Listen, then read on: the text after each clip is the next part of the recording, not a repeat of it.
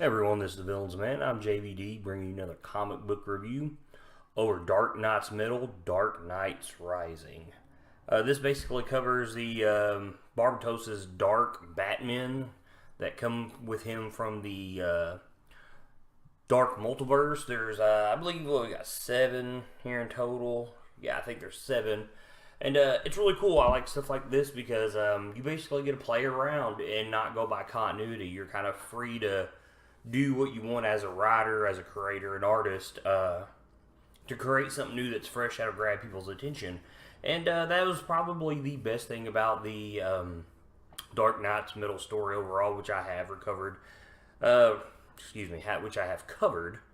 And the rest of the Dark Knight's stuff that ties in with it. So if you would, please go watch that, give it a like and a comment. But like I said, this is really, really good stuff. We find out that these minus verses, these dark multiverses, they are created and destroyed through the World Forge, which you find out in the main Dark Knight's middle ongoing story. And you kind of find out what happens to make these worlds become destroyed. And which I'll kind of get into as I get into the review here. But these are really, really fun. Each of them has their own unique story of why they've done what they've done to become dark or evil, as the story would dictate. Most of them are all tied to Bruce Wayne in some form or fashion that has to do with his life, his personal self.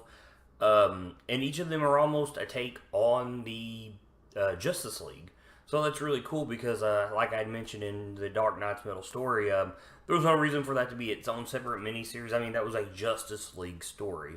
So, these Nightmare Batman, there's basically one for each Justice League member. And each issue kind of tells the story of the Dark Knight, and how they became to be, and it also shows where their story, their emergence on Earth Prime in the multiverse, how they have affected it once they show up. So there's a lot of good tie-ins here for the book. Like I'd mentioned with all these Dark Knight middle books, try to find you a rundown of where all the books go in and where they all fit in at. Most of these take place, I think, between issues 2 and 3, and then the other ones are kind of more towards the end of the story, especially the Batman Who Laughs. He's the final one. Obviously, the most popular of all the Dark Knights of Barbatos. But with that, I'll get into some spoilers, and we'll start off with the Red Death. He comes from the minus 52 universe in the Dark Multiverse. And he is probably my favorite of all of them. Despite the Batman Who Laughs, like I mentioned, being the most popular. But I really like his look, and I really like his story, and basically how this is tied to Batman, as Batman has lost his family, and by family, he mentions Bruce, Dick, he is Bruce, I should say, Dick, Tim, Damian, and Jason, and he is hunting down the Flash with hopes to take the Speed Force and bring them back to life. And Flash has been telling him, you can't do this. This is not what it's for. You can't fix it. I've tried. And he relates his pain to what has happened to his mother. And it's really cool because Batman is using the Rogue's weapons to hunt Batman down. Trickster, Captain Cold, Heatwave, Mirror Master, Weather Wizard. And it's really cool, and it's a really cool concept. And I would really like to see more of this, and that's the bad thing about all these as a whole is some of these you would really like to see more stories of. I'd really like to see Batman taking down the Rogues to get these, just to get at Flash. But anyways, it's none of those is what takes him down. He takes Flash down within 3 seconds with the cryostasis formula that Mr. Freeze uses for his wife. And with that, he is basically strapped to Flash, and it's really cool, to the Batmobile, which he has taken the Cosmic Treadmill engine and has repurposed it with the Batmobile to steal the Speed Force from Barry. And Barry's telling him, you can't do this, you don't understand, and Batman you would kind of realize because he merges them both together. So, and it's really, really cool. like I said, I'm pretty sure it kind of gives it to open interpretation. Pretty sure Bruce knew that was going to happen, and then it goes on into where the book ties into the Dark Knight stuff. Like I said, this is my favorite story. I really wish maybe this would have been a two-parter where you would have seen Batman taking down the Rogues. That would have been really cool. I really like the Red Death's look. If you ever seen Bram Stoker's Dracula with Keanu Reeves and Gary Oldman, excellent movie. The armor kind of reminds me a lot of Dracula's armor in that movie, which I've always said reminds me of Spawn the Impaler. How you get to see that story. You've got this really crimson, awesome looking armor. When Red Death talks, you can see that it's both Barry and Bruce talking the way the word bubbles come out. And there's a control for dominance inside the head of both of them, where they're both trying to control the Red Death as one being, which Batman has taken over. As Batman, well, I should say, as Red Death here runs, there's no lightning, no speed force rippling off him like you would see the Flash. It's black bats outlined in red, and it looks really, really cool. And his speed force takes the life force from those around him and powers him up. So that is a really cool concept. I can't really talk enough about this. And we realize in this book, and it'll happen in all these other ones, once Bruce Wayne decides to make this decision that corrupts him in all these books, this is when their worlds are destroyed. This is when their worlds are fed to the World Forge to be processed and their energy is taken back into the universe. And at the end of these, Batman Who Laughs, he shows up in every one of them, because I'm going to assume he is the first. He's Barbatos's favorite knight, as he's been called. And he meets all of these, and basically, I'm going to assume these are the best of the Dark Multiverse, these characters, and that's why they were chosen by Barbatos, and they're Batman.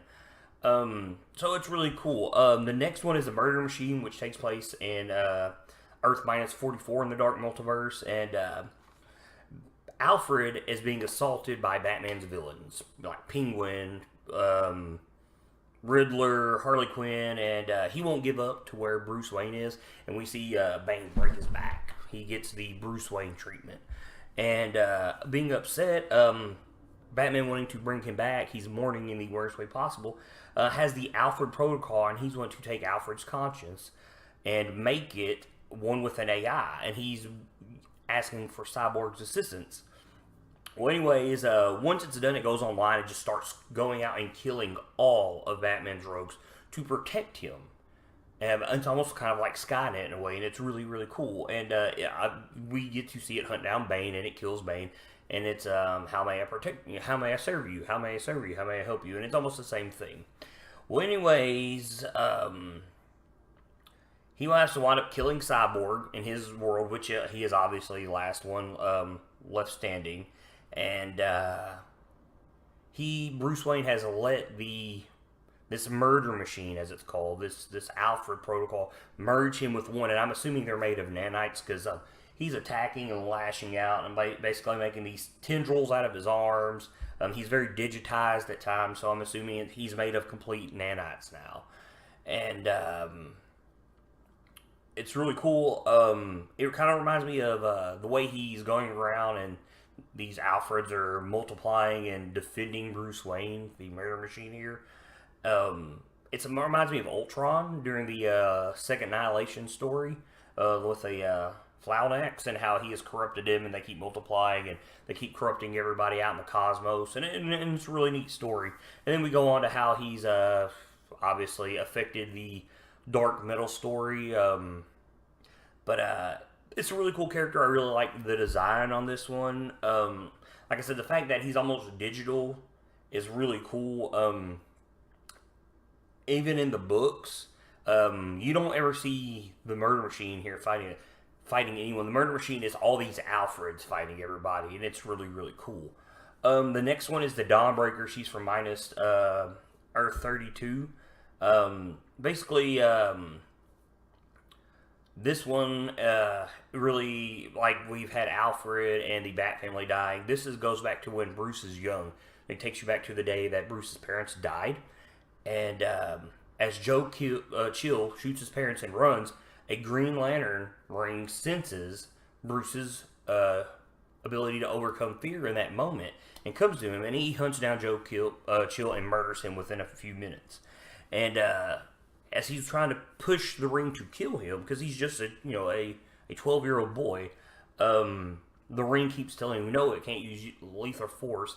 And young Bruce Wayne's will is so strong to avenge his parents, he overrides the ring and is able to use lethal force. And the ring's energy, it turns from green to this very deep, murky color. Something that kind of reminds me of a swamp in a way. And it's unleashed and fueled with the darkness within him. And at first I kind of thought maybe it was parallax in a way, but it's not. It's just the void of darkness inside his soul. So, and it's a really cool concept. And he's doing this over 3 years. He has protected Gotham and just ruthlessly killing every villain there just to make sure that people are safe. And he doesn't care. And Jim Gordon finally wants to stand up against him, and he doesn't even care then, and he kills him. So, and eventually, this is a lot of the corps and some of the Guardians show up to stop him, and he kills them all with the darkness that he has now fueled the using with the ring. It's a really, really cool. He even has his own oath, which is cool because all Lanterns should have their own oath, and if anything, Jeff Johns has really shown that with all the corps he's created. But his oath is, with darkness black, I choke the light, no brightest day escapes my sight. I turn dawn to midnight, beware the power, Dawnbreaker's might. So it's really, really cool concept. And it seems like his suit really changes once he shows up in the Dark Metal main storyline. But the only problem I had with this book, because I'm a huge Green Lantern fan, I thought this was really cool, is that why would it take the Green Lantern Corps 3 years to hunt down that ring and stop him? That just kind of seems very odd. It doesn't make a whole lot of sense to me because the Guardians should know what that ring is doing at that time. And if you've read any Green Lantern comics, I mean, the ring makes you like extremely fast. And you never see these characters, any members of the Corps, take a long time to get from point A to point B throughout space. So that was the only thing that kind of threw me off of this whole story. But it didn't really make it didn't hurt the story. It's a really, really cool story. And when he shows up in Central City, the void that it's powered by actually makes a ring, Hal Jordan's ring, malfunction. So, and it was really cool because when he's fighting him, and it kind of dawned upon me, because his darkness, this void inside Bruce Wayne through the ring, is destroying all the light. Is it actually getting stronger with the light that it's taking from all the Green Lanterns in the negative 32 Earth and Hal's ring? So that was just a concept that I thought about. I just thought it was really cool that it had malfunction Hal's ring and he could barely make it out. But like I said, really, really, really cool story. The next one we get to is The Drowned, which is negative Earth 11. We found out this world, everything is gender swapped, so Batman is actually Batwoman, or Batgirl. They don't really say. I'm going to assume Batwoman. And she is Bryce Wayne, and her lover is Sylvester Kyle, not Selena Kyle. I still thought this was kind of funny because no matter what, in this Earth, you still get a Catman and a Catwoman. Thought that was kind of funny to me personally.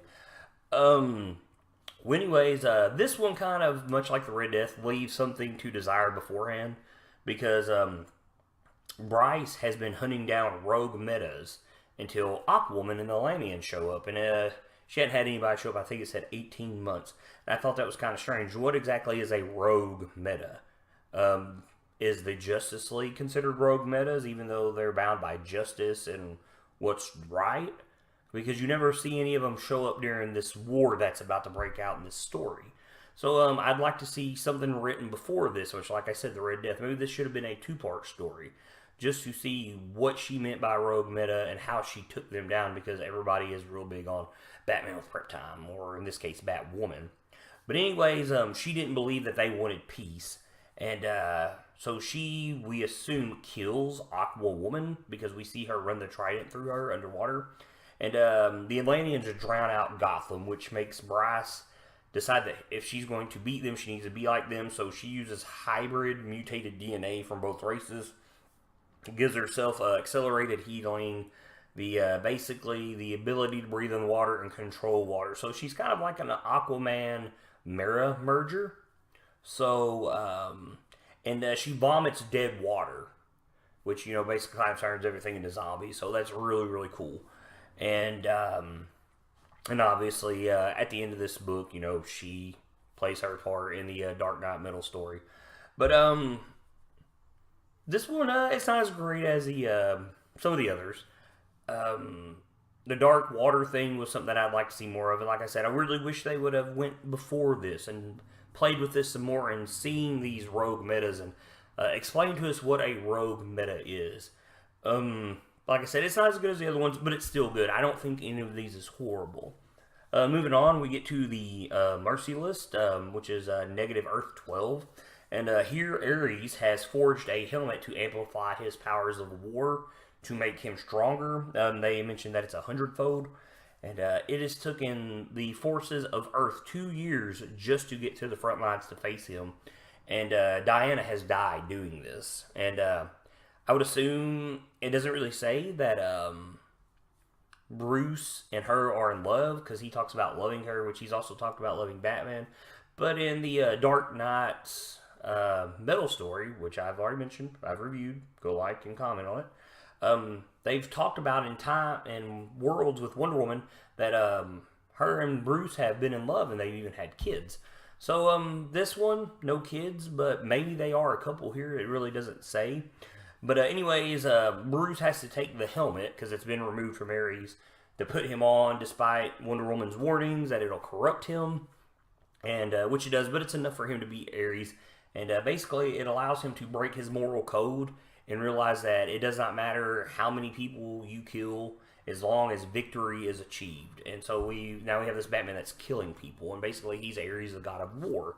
Carries a big freaking sword. Well, they drop a nuke on him once we get to his part of the Dark Metal story, and it just makes him even stronger. But towards the end, we learn a secret about his story. And it's that Ares didn't kill Wonder Woman on his world. She was just stunned. She was unconscious, and I thought that was weird because Batman should realize when someone is stunned or unconscious and not dead. I mean, it's kind of easy. People are still breathing when they're unconscious, and this makes absolutely no sense to me. But the kicker is that knowing what the helmet was doing to him, she tried to take it from him, and he killed her just so he could keep it for himself. So you get a twist there, and that's really, really cool. This one isn't the greatest. I think this is kind of my least favorite of all of them. This one, much like, I would say this is probably the first one out of all of them. When I think about it, that has nothing to do with Bruce on a personal level. This has to do with the Trinity, and the Trinity has always been a big thing in DC Comics. And as we move on to Devastator, it also has to do with the Trinity, which it deals with Superman. And this is actually Earth 1, not Prime, because we already know we're on the Prime Earth in the story. But we learned something has altered Superman's mind, and he's killing everyone, destroying everything, and it doesn't tell you who. But Batman is basically the last man left on Earth to fight him. And Superman even mocks him, saying that the Justice League has always thought that Batman could always kill him, but that's not possible. He could kill him in the blink of an eye, which is true. There's no way in the world Batman beats Superman on a one-on-one fight. Even maybe with prep, it would be extremely hard. But in this book, we get to see the famous kryptonite spear that we've seen in Dawn of Justice, so that's really cool. But to face Superman, we get to see him use a Doomsday virus to turn him into Doomsday.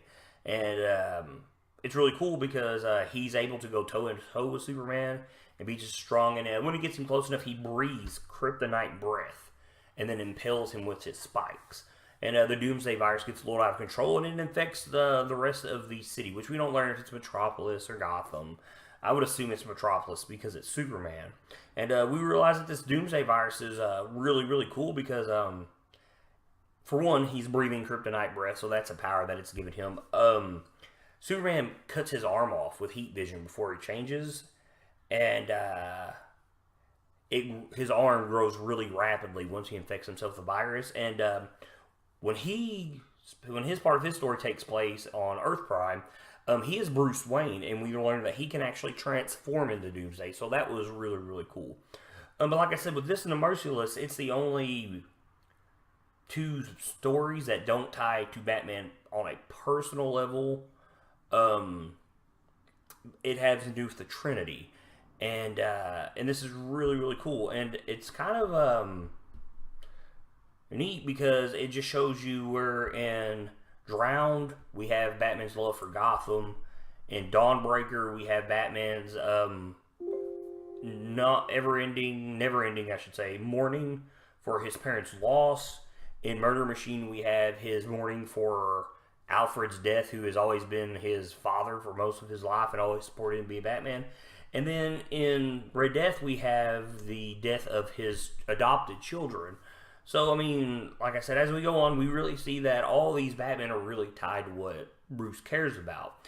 And the last one is, once you read these all in order, kind of throws you off. It's The Batman Who Laughs, and it's the Negative Earth 22. And he is Barbatos's favorite knight, as you find out in the story. And he's obviously the most popular out of all of them. But basically, Joker's trying to break Batman as he's destroying Gotham. And this is the worst we've ever seen the Joker. And it's really cool how he come to find out that Batman was Bruce Wayne. Is never explained. And I don't think you really need a story before that, because it doesn't matter, because it's the Joker. He's just, chaos personified. But it's cool. He's got all these families set up, and he's bringing them up to Batman as he's trying to get Batman to kill him, and he's got him tied up, and he's killing the parents like he's Joe Chill, and then infecting the kids so they turn into little Jokers, and then letting them loose in Gotham to be these first children of a new Gotham, which is a very Joker thing to do. And this basically pushes Batman over the edge. He breaks free, snaps Joker's neck. When he does, we see this green cloud come from the Joker's mouth. And we find out that it has affected Batman. It was enough to infect one person with a nanovirus that Batman has never seen. And it's slowly starting to affect him as he's talking to Superman with all these kids that's been infected. And he kind of laughs at something, and it's not very much like Batman. You can see Superman's a little put off with it. Then we move to the Batcave, where Batman is pushing the Bat family, as those mentioned in the Red Death, to the extreme, training them with robots and whatnot. It's basically just to kind of slow them down, because he tells them of the virus he's been infected with, and that they would never expect what's going to happen as he opens up with like 2 machine guns and murders them all. And it moves on to the Justice League Watchtower, and this is really cool, and it makes a ton of sense if Batman was to go evil like this. And by now he has turned his Batman suit into the Joker colors, green and a lot of purple. And he's using all the weapons that the Justice League has captured just to beat them with. And as it's him and Superman left, he has modified Kryptonite, black Kryptonite, I should say. And we have John and Lois there, Superman's son John. And he throws it to him just to watch Superman and John murder Lois in front of him. We also see that he is now carrying these kids that's been affected by the Joker virus, which is a staple for the Joker Who Laughs, because they're all dressed up like Robin. And even we learn Damian willingly done it to himself. I'm not sure what that's to say about the character. Damian at the time, just that he wants to be like his father, or he trusts what his father is doing. I'm not really sure, but we get to see a merger of the Joker and Batman. Batman's most hated enemy.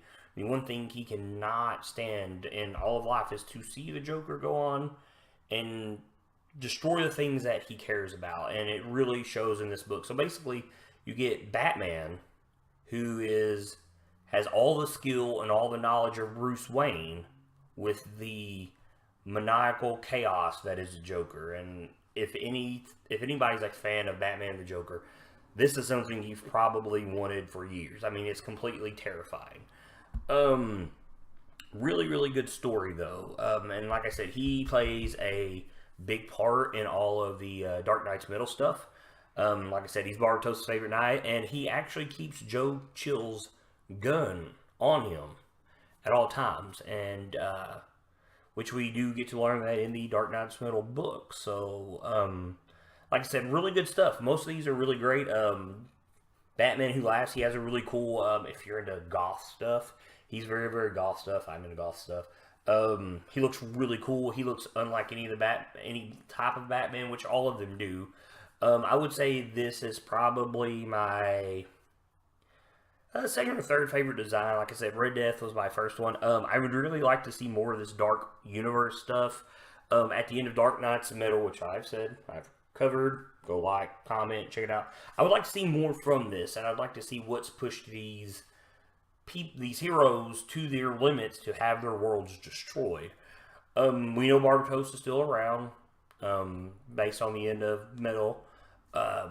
And I would like just go back and see more of these characters, and just to see what would break other characters, and just not Batman, because there's enough Batman throughout this god. Other characters, man, I want to see Superman, which we get to see a little of that in Dark Knight's Metal, and a little bit of Wonder Woman.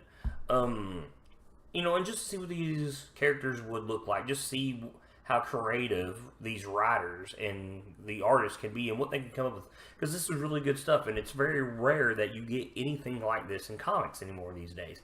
And this is why I'm a big fan of, like, What Ifs and Elseworld stuff, because you can just go off the cuff and create whatever you want and have nothing binding you to continuity. It's really, really good stuff. I can't talk about these enough. They're really good books. There's a good trade paperback with them, which is basically the title of what I mentioned here in this review, plus The Wild Hunt, which I'm actually going to read separate with Batman Lost and Hawkman Found, because I feel those are very important as a whole. But I'm JBD with the Villains Man. Make sure you like and comment this video, subscribe to our YouTube, check us out on Facebook and Twitter. Keep reading, guys.